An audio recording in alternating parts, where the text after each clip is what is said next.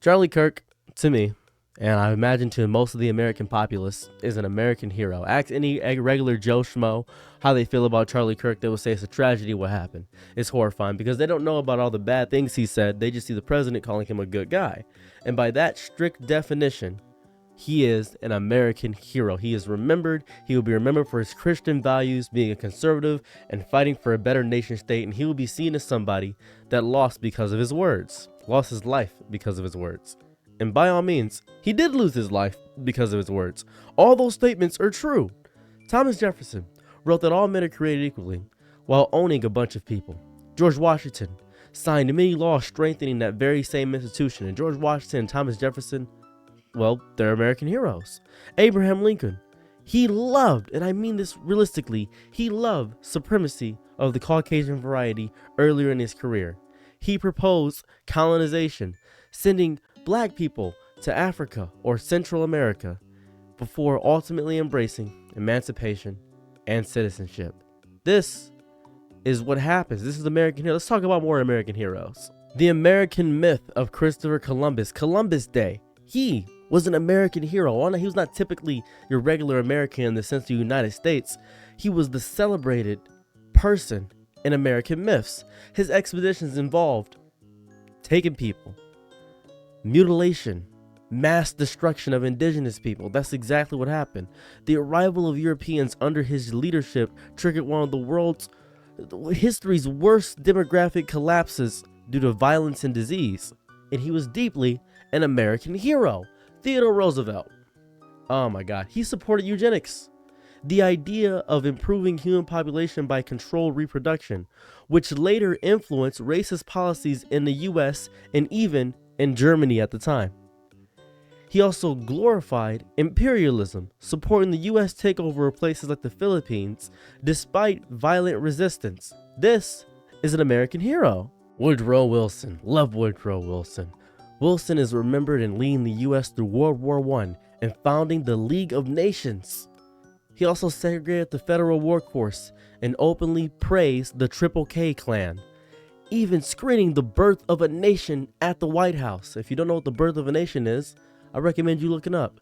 His policies worsened racial inequalities in the early 20th century. That's also important. John F. Kennedy had a crazy amount of affairs. His affairs were extensive, sometimes with women, linked to organized crime, posing potential security risks for the president himself. That's exactly what happened. That's important to remember too. Ulysses S. Grant, the Union general who defeated the Confederacy, issued General Order 11 during the Civil War, expelling Jewish people from parts of Texas, Kentucky, and Mississippi on accusations of war profiteering. Well, of course, he later expressed regret, but it's still a stand on his record. I'd like to point that out. Andrew Jackson, favorite president, by the way, celebrated as the people's president and a war hero at the Battle of New Orleans, ordered the Trail of Tears, forcing thousands of Native Americans from their homes, leading to mass destruction and loss of life. Owned enslaved people his entire life and actively expanded that into new territories. People's president. He's the people's president. Benjamin Franklin. He was known for his wit, science, diplomacy, and shaping the Constitution. That's Benjamin Franklin, American hero. Took part in the transatlantic trade early in his life and owned people as well, before later becoming an abolitionist. This is also very important. I could go through Henry Ford, how he opposed labor unions and spied on workers to crush strikes. I could talk about Ronald Reagan, how he completely just did so many bad things for the black community. It was super bad. I could talk about John Wayne, the rugged symbol of American masculinity. I could talk about him and talk about how he had younger lovers. I could talk about so much stuff. I really could. Talk about Walt Disney. Yeah, you already know about Walt Disney. He's very anti-Semitic his entire life. That's just how he operated. And I know we're going back to John Wayne for a moment, but he made openly racist comments, even praising supremacy of Caucasian people in 1971 in a Playboy interview. There are many things I could bring up. I could talk about Steve Jobs. Steve Jobs is essentially an American hero because he revolutionized technology with Apple. Known for sweatshop labor and Apple's supply chain and underpaying workers, could be abusive towards employees, denying credit for their work while demanding perfection. Talk about Ernest Hemingway, how he abandoned multiple wives, had a reputation for cruelty, and likely falsified some of his heroic war stories. I understand why Charlie Kirk is such a divisive figure, because he is a modern day American hero. If he was born in the 1800s or 1900s, he will be remembered in the same breath as all the people I just mentioned. Let's talk about some positive aspects of Charlie Kirk. That's important. Talk about the positive things. Charlie Kirk had a deep passion and an amazing influence. He clearly had influence, and he built Turning Point USA from a student organization into a significant national force in conservative youth politics. He showed ambition, perseverance, and leadership. He was very clear in his convictions. He was very committed to his beliefs, even when controversial. He didn't stay quiet. Many respect people who behave that way, speaking out for what they believe in rather than staying silent, so he was seen as controversial. He mobilized young people. He engaged many young people in political activism. Some find value in that, especially if they believe civic engagement is important. That's why they love him. He has support in certain causes. For example, advocating for free speech, opposing certain government policy overreach in his view. And then he was virtuous in that reality. A lot of critics argue that Charlie Kirk's rhetoric was polarizing, sometimes using language that marginalized or insulted groups. He did do that. He talked about how women belong to be under the man. He talked about how black people were responsible for 50% of the crime. He talked about the LGBTQ issues and how it's an abomination to God and a middle finger to God. He talked about how immigration is bad. He did exaggerate. He stereotypes. He brought fuel to the flame. He was very controversial. Like many political figures, he was criticized for spreading or amplifying false information, mischaracterizations of climate science, COVID-19. He doesn't like any of that. That's what happened. Allegations about supporting or platforming extremist voices. Some say the Turning Point USA, or Kirk's network associated with it, tolerated people who were far-right or conspiracy theorists because he valued free speech. Some people think that even if he believed what he did was right, the way he went about it was horrible. It caused social division, intensity of the culture war, and it underlined the values like reconciliation, listening, and building communities rather than tearing it down. And that is why I believe he is an American hero. I'm going to now quote Charlie Kirk word for word, bar for bar, with context, something that a lot of people don't do. And I know that people often say, well, we need context behind it.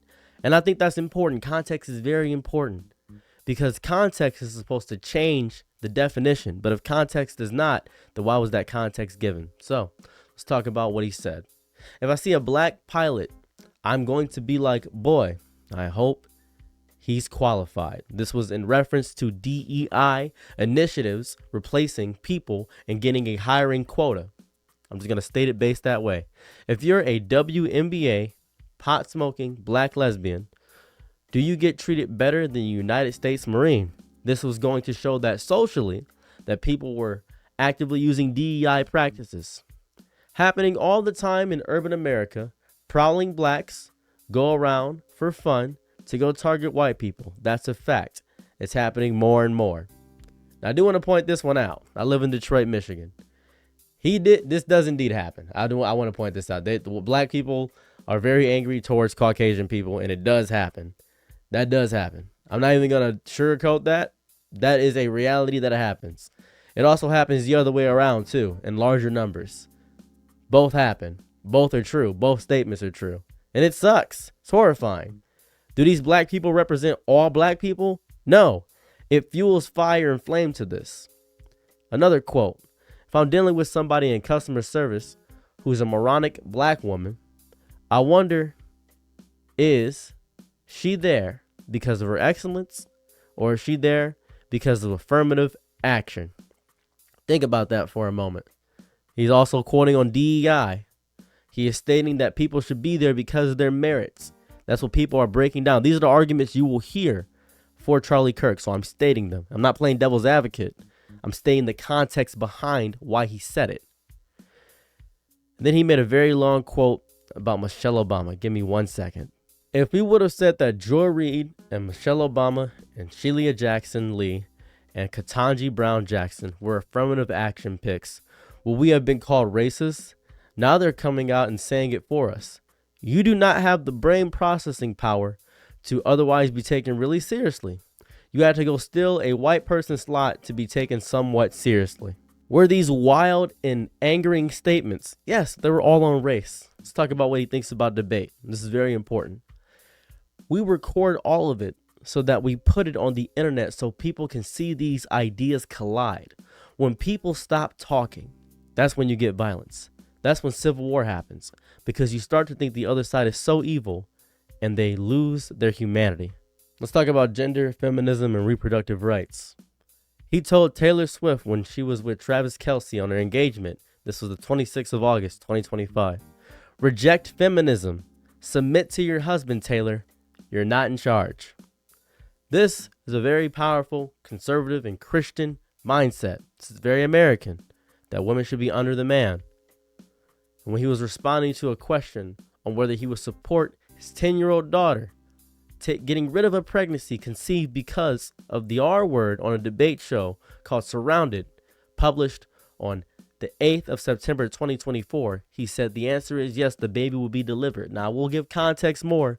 It's a hypothetical and rhetorical, but he did also say yes to it. It's also important because he values the life of a child. He says, why should we continue to do evil when evil happened? Because he thinks the R word that ends with the E, it's 4 letters, is evil. And he says, why would I not make that horrible situation into a good situation? I'm making sure the baby has a good life, even if it is horrifying for the daughter. That's what he said. That's full context. That's what I said. He also said we need to have a Nuremberg-style trial for every gender-affirming clinic doctor. We need it immediately. If you don't know what that means he wants to get rid of them because it's horrifying. He thinks the trans issue in America is evil. The one that is quoted the most. I think it's worth it to have a cost of, unfortunately, some gun loss of lives every single year so that we can have the Second Amendment to protect our other God-given rights. That is a prudent deal. It is rational. That is what he said. It was an event organized by Turning Point USA, the religious arm of Kirk's conservative group, on the 5th of April, 2023. Why is this important? The full context of the quote, he's also stating, well, you want to get rid of cars? There are car accidents that lose lives as well. That happens. And we still did believe that the value of a car is worth the loss of life. That's what he said. On immigration, America was at its peak when we halted immigration for 40 years and we dropped our foreign-born percentage to its lowest ever. We should be unafraid to do that. There is no context that makes this clip in any capacity better or that quote better. There's no context. That's just what he said. He just said that. March 20th, 2024 on the Charlie Kirk Show. The American Democrat Party hates this country. They want to see it collapse. They love it when America becomes less white. Because white people built this country. On the Charlie Kirk Show, March 1st, 2024. The Great Replacement Strategy, which is well underway every single day on our southern border, is a strategy to replace white rural America with something different. How he spoke of Islam. America has freedom of religion, of course, but we should be frank. Largely dedicated Islamic areas are a threat to America. That was said on April 30th in 2025 on the Charlie Kirk Show. We've been warning about the rise of Islam on the show, the great amount of backlash. We don't care. That's what we do here.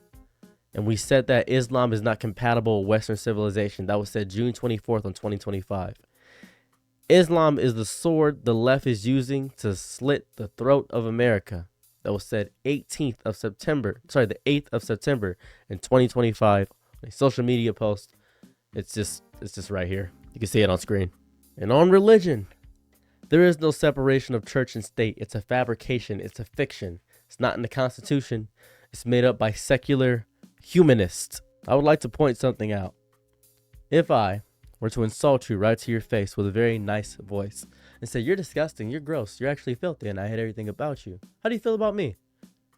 I'm being very calm in my essence, respectful in my demeanor. However, my words are harsh and cut through you. They are there to make you angry. Some Christian commentators say that Charlie Kirk invited open dialogue. They claim he was respectful to those who disagree and kind to those who are antagonistic. I believe we need to have a separation of this. He was a rage baiter. Many people speak of him talking with joy, encouraging young people, wanting them to stand up for their beliefs with conviction. But they say he has love and logical arguments. And I do agree that he spoke with a fervor and passion. I cannot deny that. I never will. There's no universe in which I can deny that Charlie Kirk spoke with a fervor and a passion. But the words he said, the words mattered despite his demeanor. Because you can say, amazing, a woman can seduce you with a forked tongue, but will never suffer for butter. You probably don't know what that means. It means they can lie to you, speak sweet, and be evil. But they will never suffer for receiving the sweetness of life. That's what Charlie Kirk did. What does kindness mean? Kindness, in a Christian sense, typically includes empathy, compassion, gentleness, forgiveness. Charlie Kirk is quoted as saying he doesn't believe in empathy, but that's not the full quote. He believes in sympathy is what he says. He says, I hate empathy. I think it's a new age term. I prefer sympathy because empathy means you can feel what the other person is feeling. So that means that he could not feel what the other person was feeling. He has sympathy for people. That's what he says. Kirk seemed to have a genuine desire to persuade and engage young people and to share ideas he believed in. That's not inherently unkind. And many people saw his engagement style as better than mere shouting matches because it wasn't mere shouting matches. He believed he was genuinely right and he remained calm. But there are also quite a few instances where his comments alienated, offended, and hurt people. Whether those were deliberate or carelessly chosen words, they still count when evaluating kindness. I will now make my case why Charlie Kirk is truly an American hero. Charlie Kirk, much like Donald Trump, loves free speech. I remember when I first saw Donald Trump, it got me deeply into politics because I didn't know you could just insult people. Had no clue. Didn't know you could talk about their wife, say she looks like a dog. Didn't know you could interrupt people. Didn't know you could just make up lies on the spot. Donald Trump to me is a very honest liar. That's why at first I was very enamored by the charisma at which he presented himself. Charlie Kirk himself built an entire career on weaponizing free speech against the very principle itself. Charlie Kirk doesn't love free speech. He loves his speech that is free.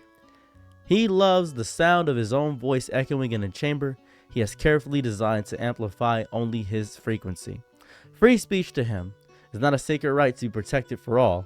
It's a cudgel to be wielded against the right people, a stage where which to perform his own martyrdom, a product to be sold who feel their own voice is being stolen. And that's why so many people love him, because he amplified that. For every white person who has been hated by a black person simply for being white, Charlie Kirk was their hero. That's what he was. And I understand that. I do. I sympathize with it. I use his own words for him. Listen to him. Really listen.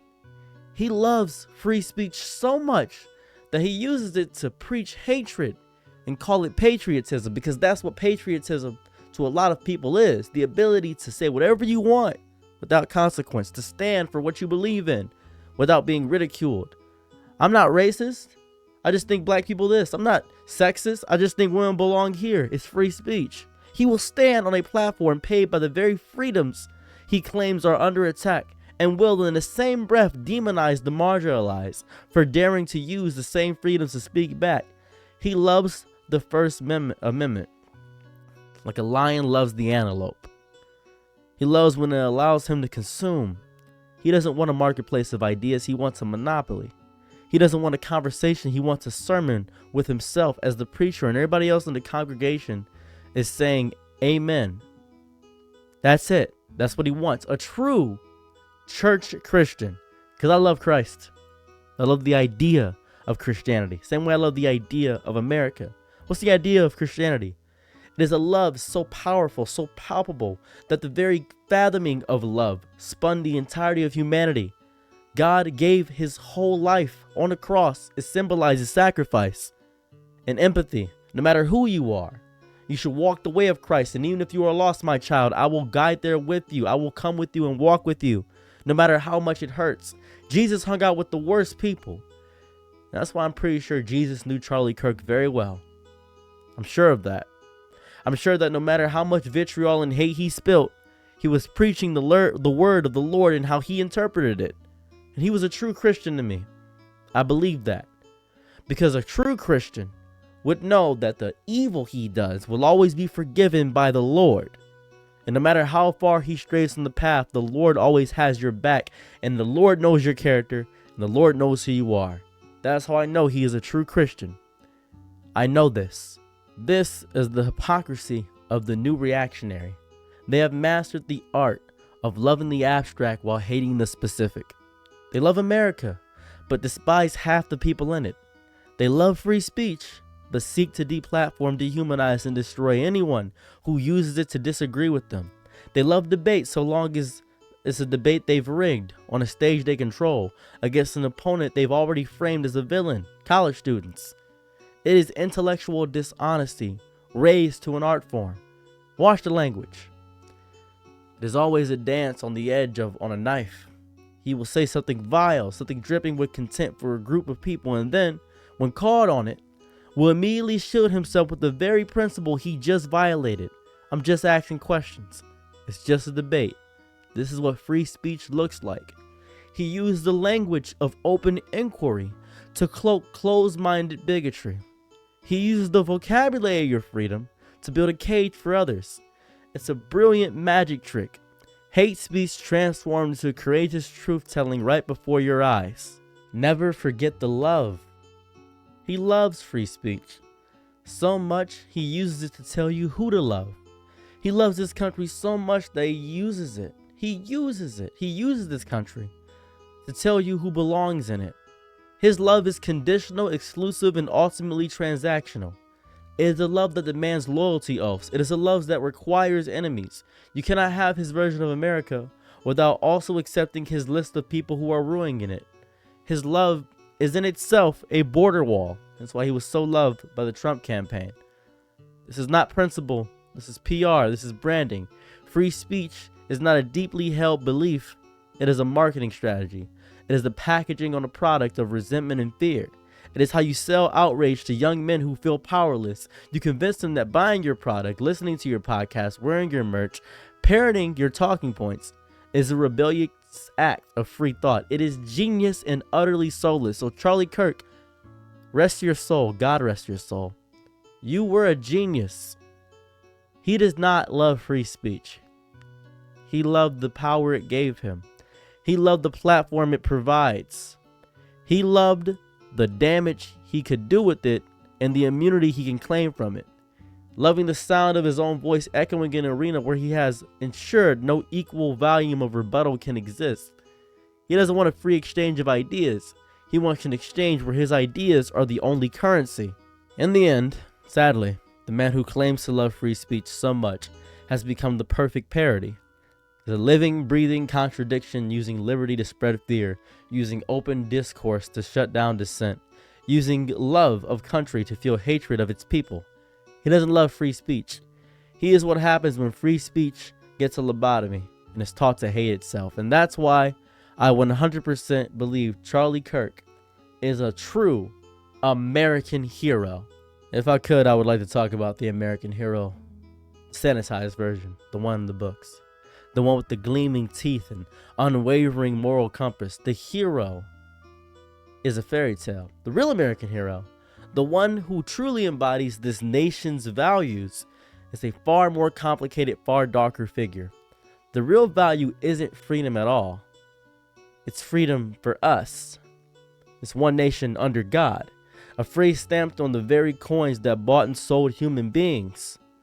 A God who apparently just fine with slavery, genocide, the manifest destiny. That's what he did. As long as the right people were praying to him, they were holy. The American hero is the one who could hold a Bible in one hand and whip in the other hand and see no contradiction, only providence. The value is for your fellow man, and we must ask which man. Your fellow white man? Your fellow landowning man? Your fellow straight Christian man? The American experiment has always been a meticulously exclusive club. The fellowship has limits, it always has. The hero is the one who protects that fellowship, who guards the gates, who ensures the right kind of fellow gets the rights to land the power. The hero is the soldier who fought for his brothers in arms while the government served broke treaty after treaty. That's what it was. That's what it was. The fellowship is a lie told to conceal a hierarchy. One nation under God while saying freedom of religion. That in itself is such a brutal, brilliant piece of propaganda. It sounds so unifying, so divine, but it was never an invitation. It was a declaration of ownership. It was the theological justification for taking everything. The land is our land because our God gave it to us. Everyone else was just squatting on divine real estate. The American hero is the one who believed this to this core. The pioneer, the settler, the missionary, who saw not people with their own cultures and gods, but obstacles to a destiny he felt entitled to. Think of Christianity. It's never called mythology. However, Egyptian mythology is called mythology. Pagan mythology, it's called mythology. It's not called a religion. It's all called myths, mythology, mythicize, making it false in itself. The very language to talk about other religions, whether it be Norse, whether it be Romans, they're myths. Zeus was a myth. Odin was a myth. The American hero doesn't spread civilization. He spreads a specific self-serving version of it and calls it salvation. They call it a melting pot. Think of that for a moment, if you will. What a gentle, cozy lie. A melting pot implies that everything goes in and comes out blended, equal, new. But that's not what this is. This is a forge. And in a forge, things are not blended, they are hammered. Things are not equal. Some are fuel and some are hammer and some are the anvil. Some are melted down to nothing to strengthen the metal of others. This country wasn't built by everyone melting together. It was built by very specific people melting everyone else down for their own use. The pot doesn't melt, it consumes. So I asked you again, what is an American hero? The reality, not the myth. The American hero is the one who perpetuates the national fantasy, the one who stands on a mountain of bones and calls it a foundation, the one who looks at a history of persecution and enslavement and calls it a necessary cost for greatness, the one who preaches liberty while standing on someone else's neck. The hero is the living embodiment of the cognitive dissonance required to believe in American exceptionalism. That's the true value. That's the real heritage. Not freedom, not justice, not equality. The real lasting American value is the ability to tell yourself a beautiful story about yourself while your hands are covered in dirt and blood. The hero is the one who fought for what America should be, is what you were told to believe. But that's not true, right? The hero is the one who fought to protect what America has always been, a product of breathtaking ambition, built on a foundation of breathtaking cruelty. And until we stop worshiping that hero, we will never build anything better. So I say this with my whole chest. Charlie Kirk, God rest your soul. I'm very sorry for your passing. And it was an absolute tragedy. And I'm sorry for the wake of destruction that it has caused. And I'm sorry for everything that has happened. With my whole chest, I vehemently mean, I do not wish that for you. You were truly an American. You got people angry. You pissed them off. You thought you owned everything. And I love that. I do. I'm not insulting you. I'm stating an objective fact. Think about Xbox lobbies back in the day. Think about how everybody was so openly racist, how people vehemently miss when they could be sexist and misogynistic and racist. Good old America, where women belong back in the kitchen, where children were just one boy and one girl and didn't question what they were, where women never went to college. That is America, where men were the breadwinners. We had enough money to do whatever we wanted to. That is what made America great. That's what it was. think of this, and I think of you, Charlie, who deeply wanted that again, who believed women didn't need to go to college, they didn't need to do that, who believed black people were a lot better during the aspect of before the Civil Rights Act, which you deemed as a mistake. With context, you were responding to somebody because you said black people were deeply, deeply, deeply less violent when they had less rights. And I understand why you would do that, because you had the ability to say it. You had the freedom to speak whatever you wanted to say. And I understood you, because I also have the freedom to say whatever I want, and people will disagree in my comment section, and I will love them, and I will allow them to speak whatever they want to. And I'm not ever going to speak hateful of you, Charlie. I will quote back exactly what you said. I have sympathy for you, because you said you had sympathy for people. You had no empathy, just sympathy. The full quote, I will quote you correctly. I will not strip the context of your words. I will not defame you. I will not. I understand why the nation is rallying for an American hero, because they are the same exact people who believe in ideals over individuals. And I will always hate the ideal and never the individual. So I love every singular American, but as a bulk, America sucks. The ideal of America is horrible. It really is, because it powers and emboldens such a disgusting, weak, infantile, angry little race of people that believe white is right because white means blank slate. It's a new start, it's fresh, it's pure. I understand you. I really do. And Charlie Kirk, I love you. I'm sure you'd say the same back to me. The only difference is that I would mean it with no conditions, and you would apply a strict set of conditions to me. Well, are you Christian? Are you straight? I don't love your mindset. I don't love your ideals. Because I'm pretty sure Charlie Kirk, this is going to sound crazy to everybody that's listening to this.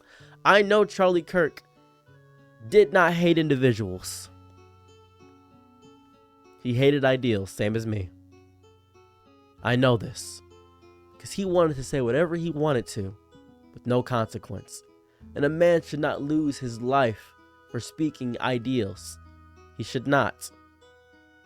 But he should face some recompense for spreading hate and evil. This many people should not celebrate the loss of a life. And I have shown you what he has said. I will let you make the decision whether to love Charlie or hate him. But I want to let you know that he is a product of a system that is deeper than just Charlie. There will be another Charlie Kirk. There will be another Alex Jones. There will be another Donald Trump.